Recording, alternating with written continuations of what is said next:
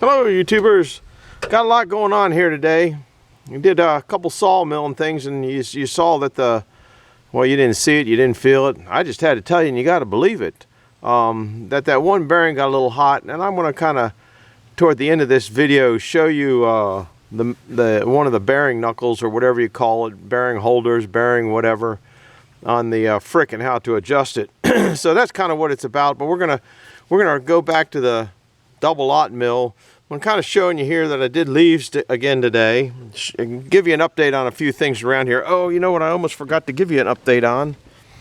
The boards that I sawed the last 2 days, here's where they went. I meant to show that. I forget so much stuff. If I don't write it down, I'd forget. See the boards underneath there?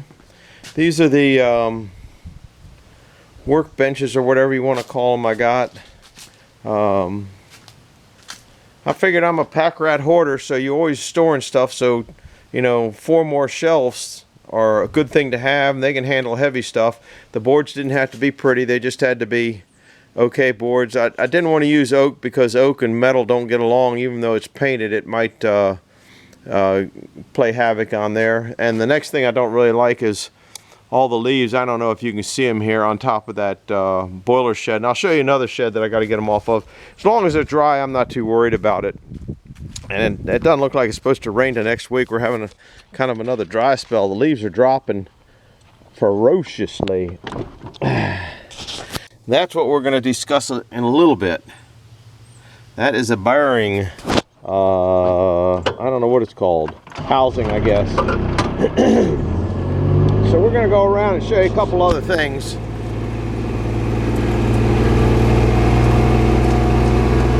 That was one of them. I got all the leaves pretty much in the front yard. Until it gets down to the last little things, I don't really worry about doing them really good. But all the leaves, like behind here, had to be raked out by hand, which is pretty time consuming. Anyhow, we're going to go down, show you a couple other things that are going on. The hickory in the greenhouse hasn't lost any more weight. In fact, it picked up a little bit. It shouldn't this time of the year. Humidity is fairly low, but it goes high at night, so that might be some of it.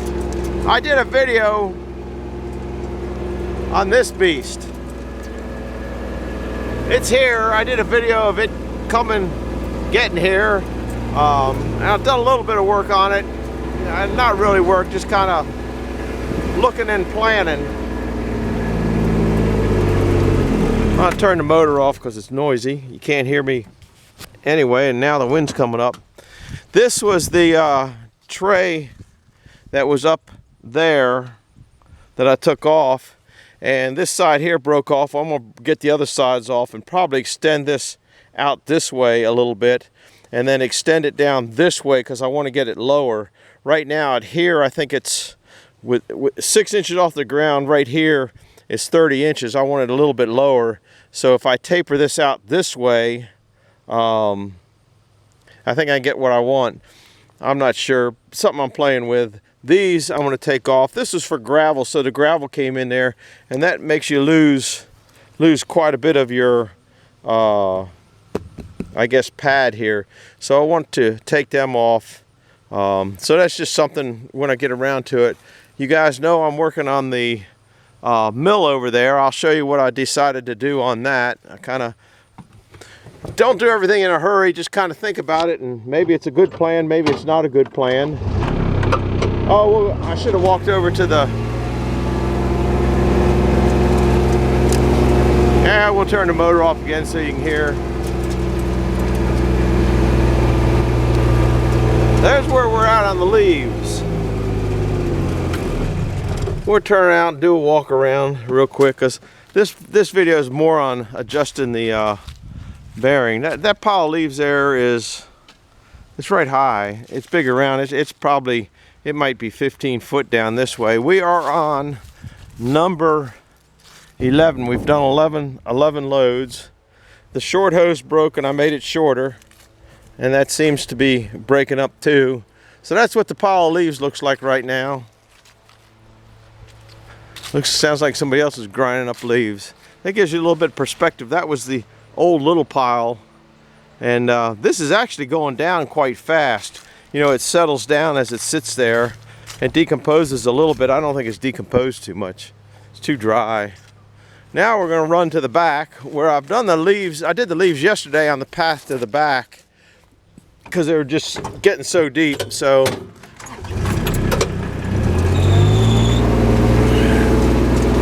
sounds like the belt on the alternator on the Kubota needs a little refreshing.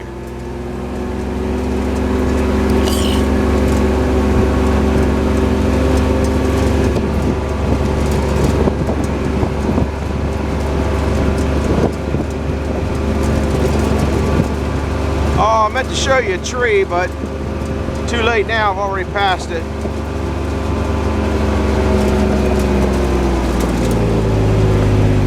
You can see all the leaves up there. I'll get up there and blow all the leaves down, and that's another all-day job getting the leaves.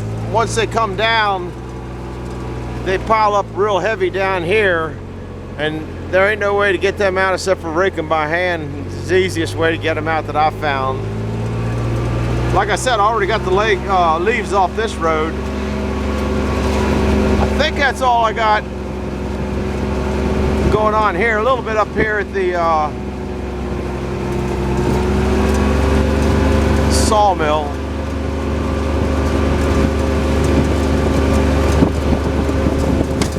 I can put you on the tripod up here. Throw the bearing up on a board. It's getting windy. You might not be able to understand a thing I'm saying. I don't know. We'll buzz over this way, buzz in this way. Oh, I got a couple boards. Maybe that'll be if I backlight you. I don't know. I think I'll maybe take that bearing down to that other side, and the lighting might be better for you guys to see what's going on. So I'm gonna put you in the tripod. I'm gonna go get that bearing and take it over to that side to show you how bearing works and how do you adjust the I was gonna say axle in play, but I guess it's a preload. This thing is not light. This thing probably weighs, I'm guessing it weighs over 20 pounds. It might weigh good 30.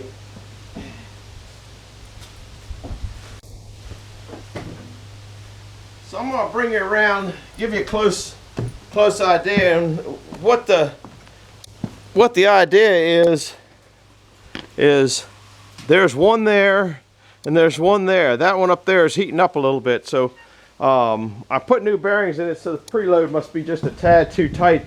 It's kind of hard to judge where the preload is on those, the way these go together.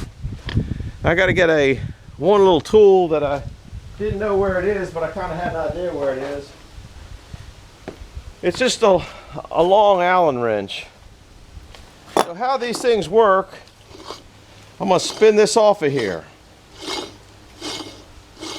Oh, I got to see if you're actually there. And this is, the threads here are 16 threads per inch, if you need to know. Don't know whether you need to know. That might be too, that shows too dark here. I just, until I do it, until I go back and check it on the video at night, I just don't know what it is. And there ain't going to be a retake, you know, so. Anyhow, these are non-sealed bearings. There's a big washer there, and then there's a big washer here. And can you see the bearing? That's what the bearing is.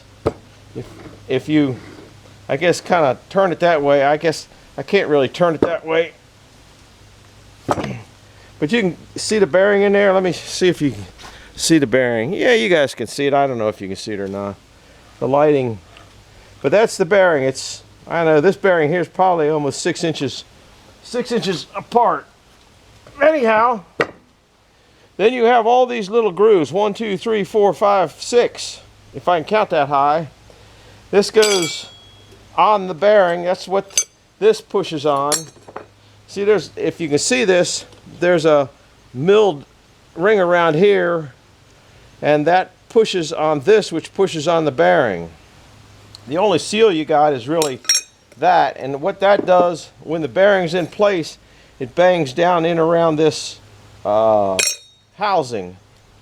So what you do is you tighten that in until you get the preload you want. Now I'm going to have to flip it over.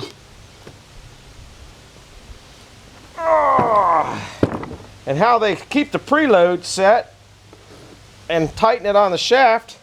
Can you see that little washer there? Well, this is where you need the Allen set.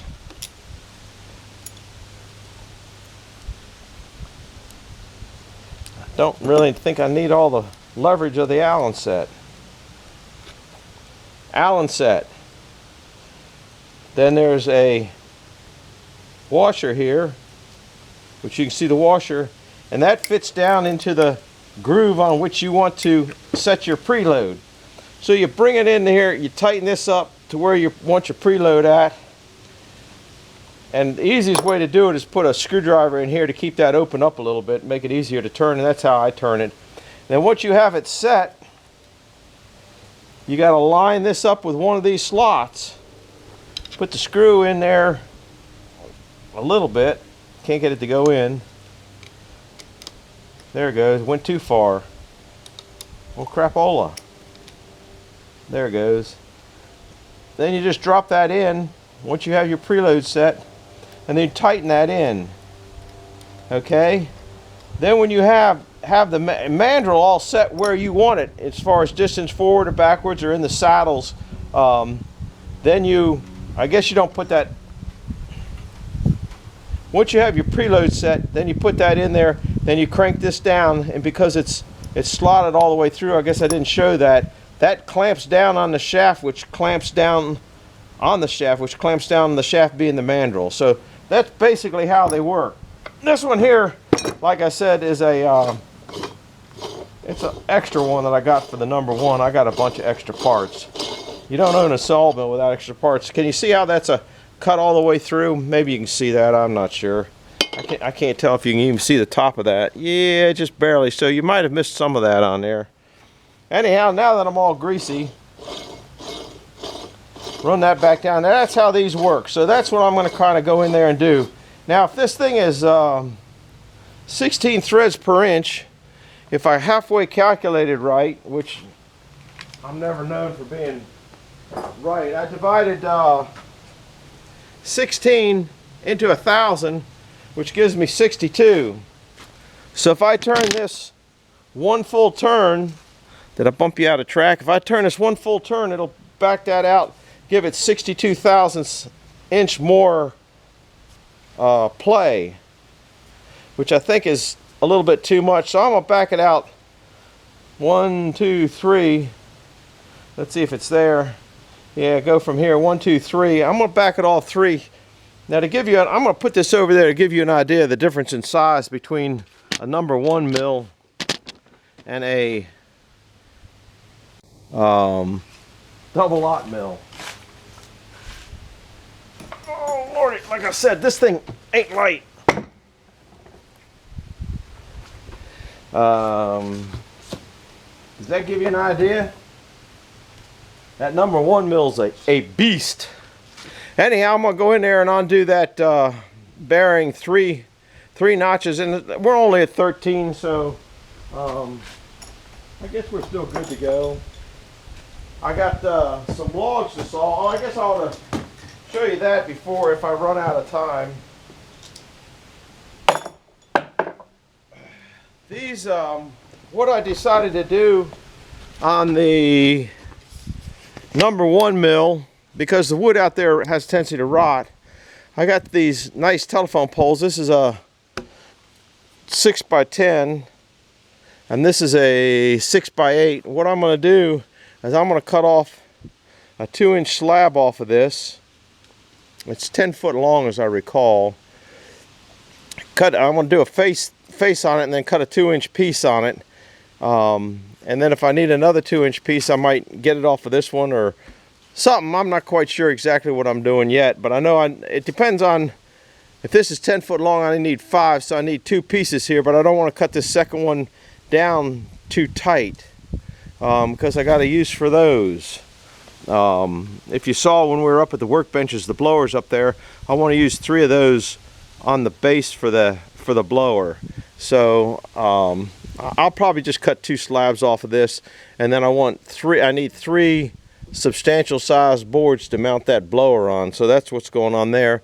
These are some utility poles the gentleman came in yesterday and dropped off, and we got X's and O's on them. I've already checked them for metal. There was no metal in any of that. So I'm hoping that I can get these done today. I got the trims from the poplar the other day, and I got the boards down there for Mac that I got to get out of the way. They're in a mess. So I got a lot of stuff to do before I get sawing, but get sawing those other boards. So that's what I'm going to do. So I think that's got you up to date on everything. And I'll probably put this movie on tonight. And later on, I will, I'll probably get into sawing those and do a video sawing those tomorrow night. Let me get down in here. Nothing's ever easy to get to. Can you see the difference? Now, it could be just loaded up with too much grease. They say over greased bearing will overheat also, and so there's a good chance that it's overheated. That caused that. So now I got to bring it up till I get that Allen wrench up. I think I'll take. I don't know if I can. I don't think I can get in there. No, there's no distance between the. In other words, there's 2 places you can back off the. Back it off. You can back it off the front side or the back side. We're going to just ease it off this back side here. I don't know if you can see that or not. Here's that Allen you got to take off, and that, like I said, that clamps down the thing on the shaft. Now this has got a collar on it. Hopefully I don't have to move that collar. I can see that there's a little bit of room there. Okay, I got that out. Allen, same Allen that's on there probably. Now I got to get that washer out of there. That might be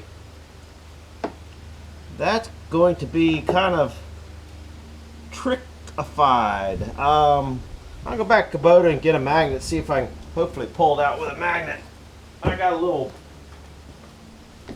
magnet out of a computer disk.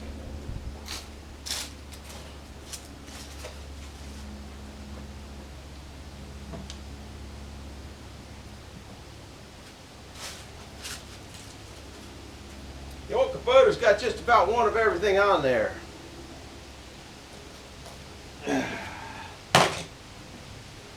This is a little strong magnet, as a matter of fact. Look at that. Came right out of there. So now we're going to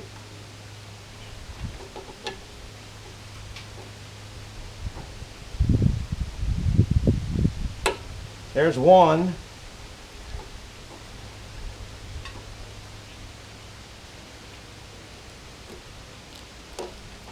That might be 2. Let me go back up. It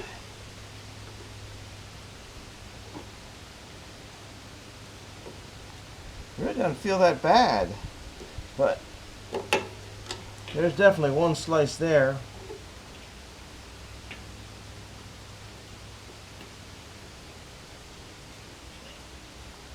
You can look down in there and see it. Oops, there we are. I'm gonna leave it there because that's give it a try there. See if it should finagle itself around and loosen itself up. Is what I'm hoping on. Now we put the Allen back in there and clamp it down. I don't know what I do with my magnet. I already lost my magnet, guys. Oh, there it is. I'll put it on that.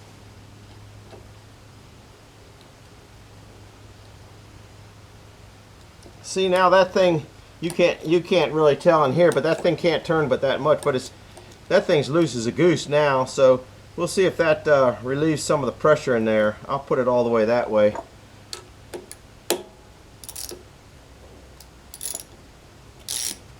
And And that clamps it down on the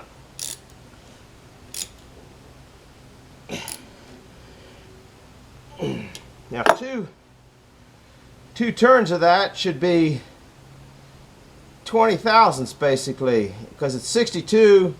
If you had 62.5 divided by 6, that would be basically 10 thousandths per slot on that. So I just opened it up 20 thousandths, which that's quite a bit more than it had. So I'll try it there and see how it does.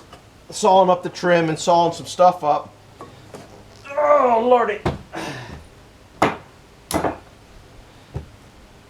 Get this other bearing out of here. Put that back in the parts department.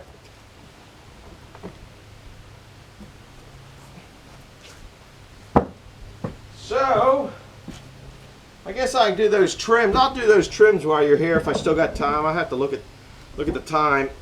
Oh, I think this thing, I want to weigh that. I'll take it up and weigh it and put the weight on there if I remember to do that. I bet that thing goes better than 20 pounds. So, I got all that done, got that done. Let me see what kind of time we got.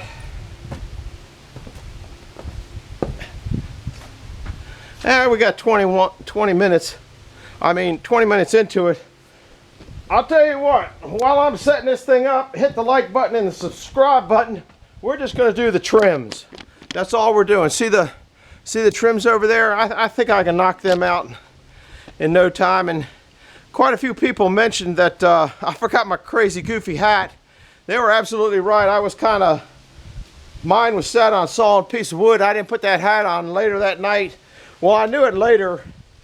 I knew that I didn't put it on later, but then when I got in the house and was getting changed to go to bed, took off my shirt. Man, I had so much sawdust. The wife had to get the vacuum cleaner out today. She was getting it out anyway, so it wasn't too much out of her frame. So I'm gonna start the engine up and start to get this nonsense ready and see what it does. There's also 10 tons. Remember, I just showed you all the wood that I cut up there for my workbenches. I just got so much cleanup to do. And this is all going to the bonfire. I got to clean out the bonfire ring. It's going to be a good weekend this weekend to have a bonfire. So I'm trying to get over all this nonsense here. Oh, I probably got a dead battery. Oh, crap.